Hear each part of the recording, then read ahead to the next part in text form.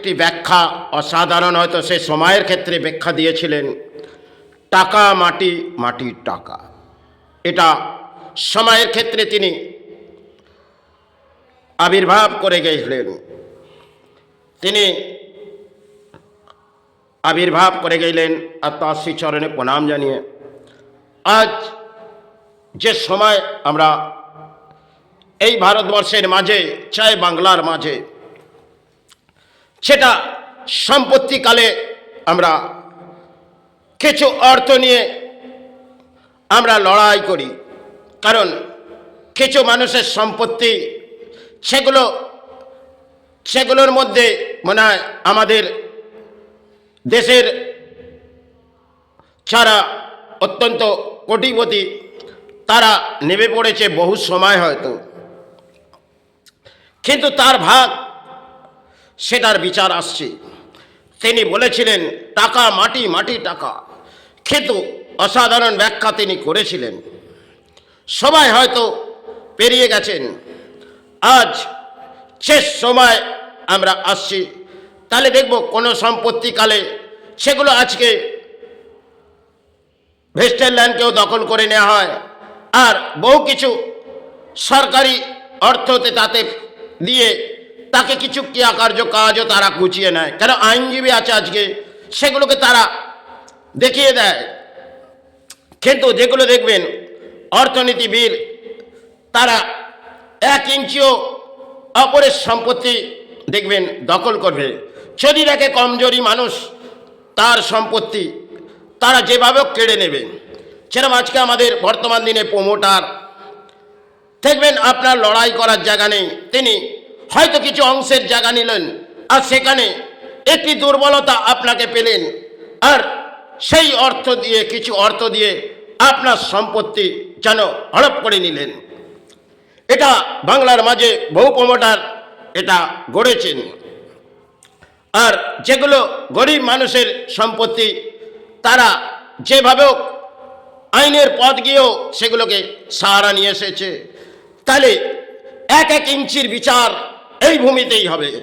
সেগুলো দেখবেন যখন এই সময় আপনি দেখুন কোনো জায়গার মাঝে সে পরিণত আসছে একটি প্রলয়, কারণ সেখানে কিছু বাড়িঘর ভেঙে যাচ্ছে, আর সেই বাড়িঘর ভেঙে যাওয়াতে কে কার সম্পত্তি, কারণ মাটি সে পড়ে থাকবে কে কোথায়।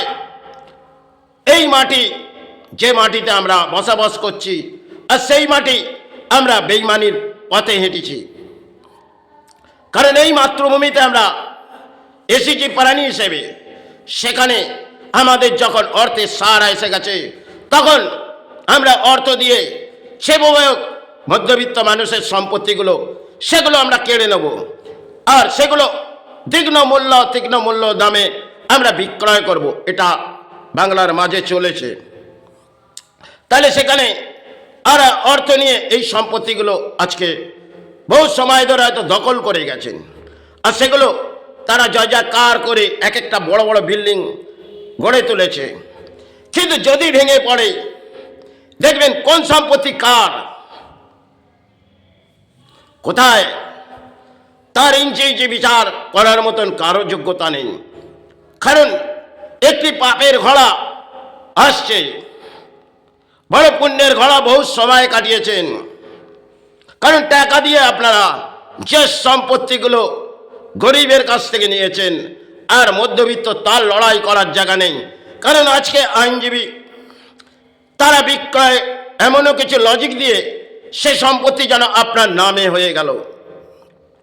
বহু রাজরাজার সম্পত্তিও এগুলো দখল হয়েছে, সেগুলো যেভাবেই হোক, কিন্তু তারা হয়তো কিছু করতে পারেনি।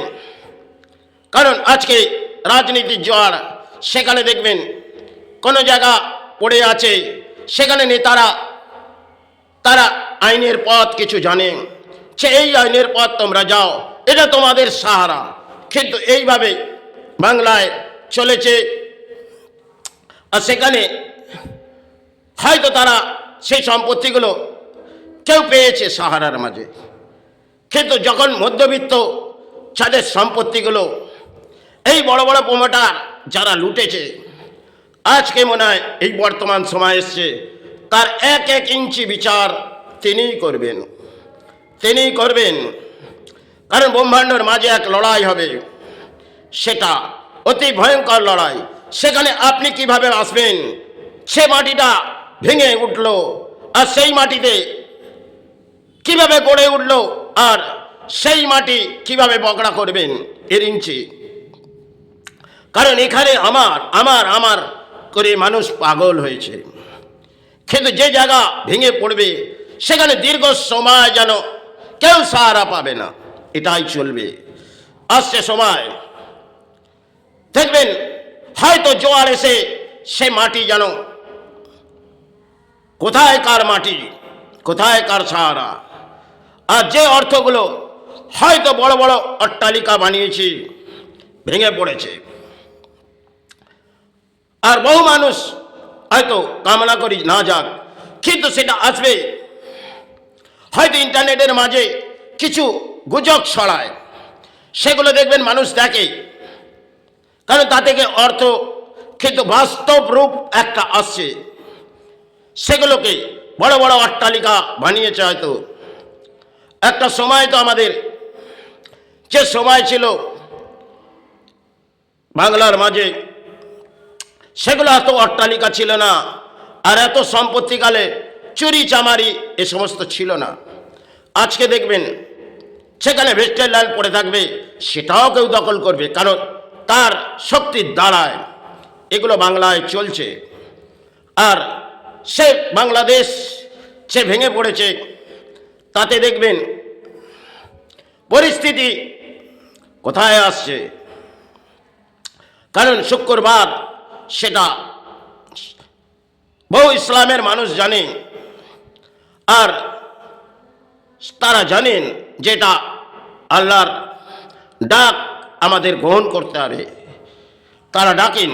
কিন্তু বহু পাপবৃত্তি মানুষও যায়, কিন্তু পাপের ঘোড়া যখন ভরে আসে তখন জানবেন এই প্রকৃতিতে মহাপ্রলয় আসবে।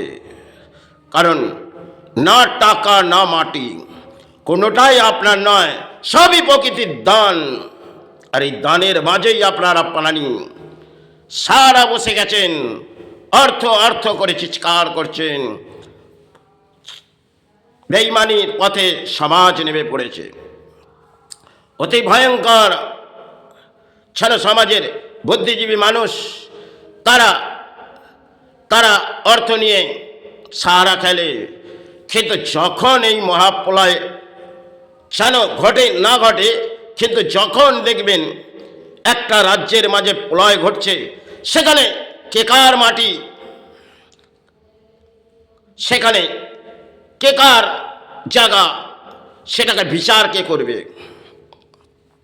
কারণ তখন কোনো আইনজীবী নয়, তখন আল্লাহ নিয়ে নিয়েছে, ঈশ্বর নিয়ে নিয়েছে আপনার সম্পত্তি। জানবেন এটাই ঘটবে। তখন আপনি কাউকে ব্যাখ্যা করতে পারবেন না কে আমার নিল আর কোথায় গেল। কারণ নিজের প্রাণের সাহারা করতে পারবেন না, তো সম্পত্তি কি আর টাকা কি, সবই মাটিতে চলে যাবে। আপনি হয়তো মাটিতে চলে যাবেন, কারণ কখন কার দেহ ত্যাগ হবে। তখন তো পুরনো যেসব বাড়ি ঘর ছিলেন, হয়তো মাটির বাড়িতে বহু মানুষ বাস করেছেন, তাতে হয়তো ভূমিকম্প এলে উদ্ধার হতে পারবেন। কিন্তু যখন একটি বড় অট্টালিকা ভেঙে পড়বে, তাতে কত প্রাণী বেশ মারা যাবে তার কোনো প্রকল্প হয়তো যারা গড়েছেন, তারা ইঞ্জিনিয়ার প্ল্যানিং করে বহু কিছু দেখিয়ে গেছেন।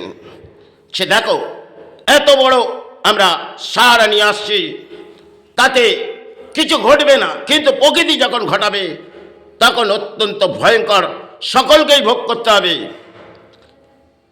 এই প্রকৃতির বাজে প্রাণী। কারণ যখন ধর্মের জায়গাগুলো দেখবেন পরিণত এসে গেছে, আর ধর্মের জায়গায় কিছু জ্বলে যাচ্ছে, তাহলে জানবেন কোথায় পাপের ঘোড়া এসছে।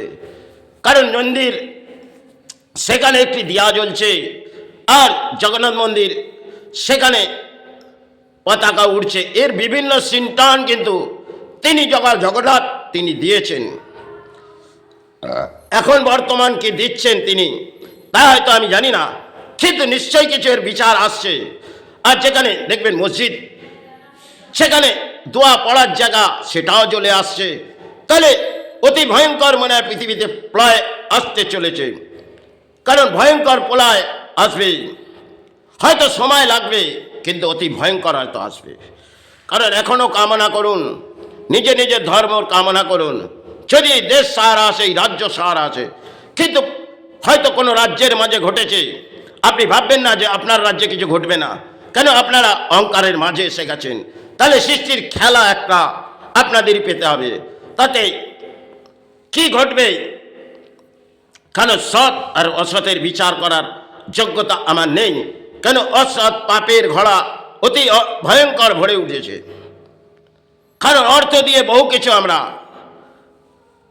সঞ্চয় করে কিছু পরিস্থিতির মাঝে হাঁটি, আর কিছু দেখবেন মানুষ তারা অসৎ পথে অর্থ নিয়ে বহু কিছু আগে বেড়ে যায়। কারণ বর্তমান দিনে অসৎ পথেই লড়াই, সৎ পথের লড়াই তো সমাজ ছেড়ে দিয়েছে। অসৎে কর্মে অর্থ আছে, আর সে অর্থ সমাজ গ্রহণ করবে। কিন্তু প্রকৃতি যখন খেলা খেলবে, তার এগিয়ে কেউ লড়াই করার নয়, আপনারা জানেন। কিন্তু যেটা আসছে বাংলাদেশ, দেখবেন শুক্রবার সে কিন্তু জুম্মা নামাজ পড়ার সময়ের আগে গড়িয়েছে। বহু কিছু হয়তো আগে ঘটেছে, কিন্তু আজ যা ঘটছে সেটা অতি দেশের দুর্ভাগ্য নেমে পড়বে। কারণ এক একটি দেশ চমকে উঠবে, সে কি প্রলয় আসতে চলেছে। বিশ্ব ব্রহ্মাণ্ডের মাঝে এক এক যেন দেশ কেঁপে উঠছে, এক একটি ধ্বংসের পথ যেন এগিয়ে আসছে।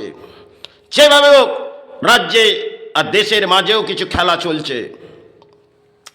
কেন? প্রধান ধর্ম একটা রাজনীতি, সেটার মাঝে কোনো সাহারা নেই।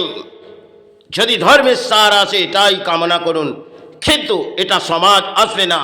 কিন্তু সমাজের মেরুদণ্ড ভেঙে গেছে। আর এই প্রলয় কোথায় যে আসবে, কোন রাজ্যের মাঝে আসবে, তার হয়তো সময় বাকি আছে।